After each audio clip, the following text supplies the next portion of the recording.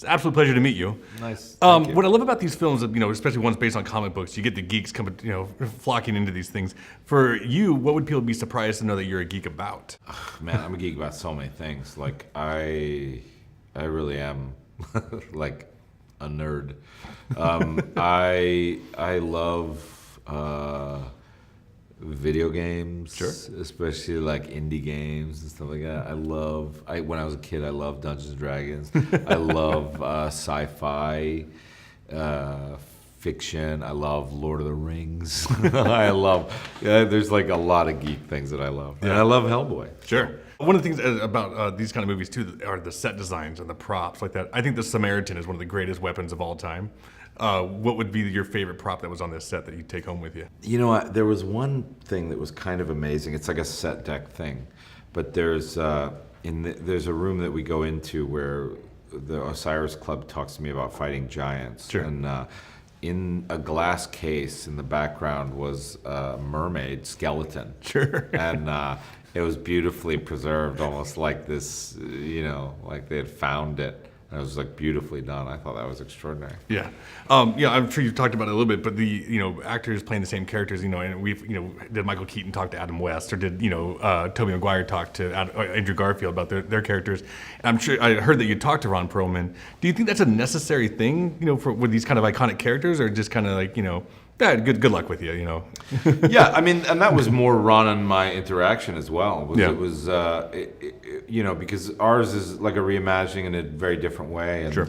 And so it was more about, I just admire him as an actor, and I sort of wanted to express that to him, and I wanted to, I just wanted to meet him and sort of talk with him. Sure. So it was much less about the specifics of whatever, because he's such a specific actor and does what he does very well. Yeah. And I'm, not going to do that because I can't. And I'm interested in different things about the character, and so I'm going to do that.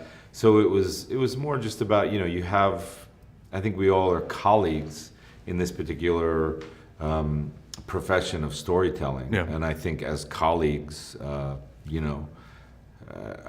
love talking to my fellow colleagues about acting and about Sure. art and about storytelling, and so it was more that interaction. What I loved, there is a lot of CGI in this, but what I loved about it was that there's a lot of practical effects in it. Yeah. And what was it like, having, because nowadays we don't get a lot of practical effects. It's kind of all, tennis balls on a stick. Yeah, I agree. My favorite stuff is practical effects, and I sort of wish they made a comeback. I mean, I even loved really dorky stuff like the claymation. Like, remember the original Clash of the Titans with the clay kraken or stuff? Or like the Medusa and that. I remember the movement of that stuff is so interesting. So I love practical effects for the fact that there's a couple reasons. First of all, the fact that when you do CGI, you're always painting a frame. So you always know where the thing, whereas when you're doing a practical effect, you're capturing action. Yeah. Which is like your tennis match. You're like watching, and the camera's moving with the actual action, and so that gives it a certain feel. And the other thing is like the practical effects have actual weight and substance and gravity, and you can feel that people are being hurt or whatever. Like, so there's a big scene where me and Baba Yaga are both completely practical. Yeah. At one point you see her legs, a little CGI, but the movement that this guy Troy did for Baba Yaga is this, he's a contortionist. Yeah. And you can feel the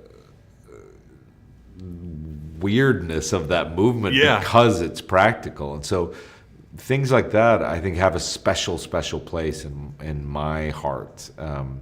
And so, I love that stuff. And I was really happy when we could do it. Yeah, it was fantastic. Thank you so much. Man.